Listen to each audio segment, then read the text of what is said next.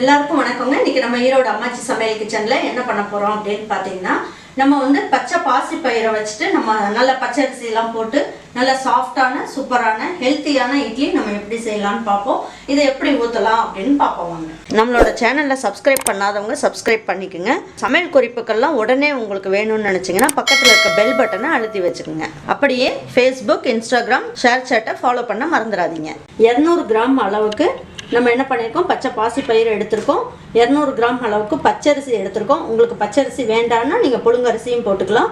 அதுலேயே ஒரு 25 கிராம் அளவுக்கு உளுந்தம்பருப்பு எடுத்திருக்கேன். 2 பிஞ்ச் அளவுக்கு வெந்தயம் எடுத்திருக்கேன். இதெல்லாம் ஒன்றா போட்டு நல்லா ஒரு 6 மணி நேரத்துக்கு நல்லா ஊற வச்சுருங்க.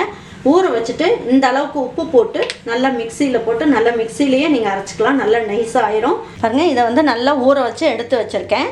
இது நல்லா ஊறிடுச்சு. இப்போ நம்ம என்ன பண்ணலாம், இதை ஒரு மிக்சி ஜாருக்கு மாற்றிக்கலாம். இதுக்கு தேவையான அளவுக்கு உப்பும் போட்டுக்கலாம். இப்போ உப்பையும் போட்டுட்டு கொஞ்சமாக தண்ணியும் ஊற்றிக்கலாம். தண்ணியும் ஊற்றிட்டு நல்ல இட்லி மாவு பதத்துக்கு நம்ம மிக்சி ஜார்லேயே போட்டு நல்லா நைஸாக அரைச்சிடலாம். இது கிரைண்டர்லலாம் போடணுன்னு அவசியம் இல்லை, மிக்சிலேயே நல்லா நைஸாக ஆயிரும். பாருங்கள், இந்த அளவுக்கு நல்லா நைஸாக அரைச்சிக்கோங்க. இப்போ ஒரு பாத்திரத்துக்கு மாற்றிக்கலாம். 6 மணி நேரத்துக்கு புளிக்கணும். நல்லா இது புளிச்சதுன்னா இட்லி நல்லா மெத்துன்னு நல்லா சாஃப்டாக இருக்கும். பாருங்கள், இப்போ மாவு வந்து நல்லா புளிச்சிருச்சு.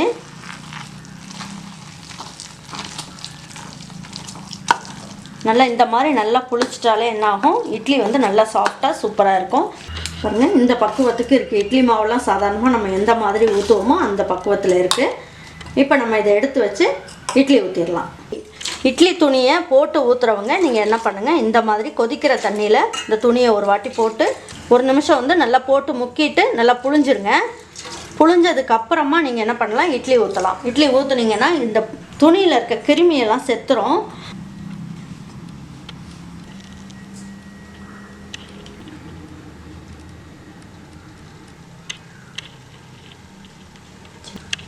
இட்லி வந்து நம்ம ஊற்றியாச்சு. இப்போ எடுத்து நம்ம இட்லி பானைக்குள்ளே வச்சுக்கலாம். அப்படியே எடுத்து வச்சுக்கலாம். தண்ணி நல்லா கொதிச்ச உடனே வச்சோம்னா இட்லி நல்லா பந்து மாதிரி நல்லா வரும்.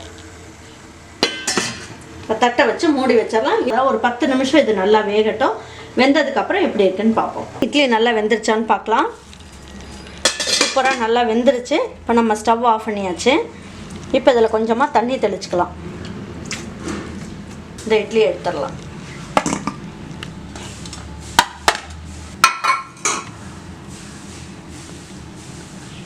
பாருங்க, சூப்பரான இட்லி வந்து நல்லா சாஃப்டாக சூப்பராக வந்திருக்கு.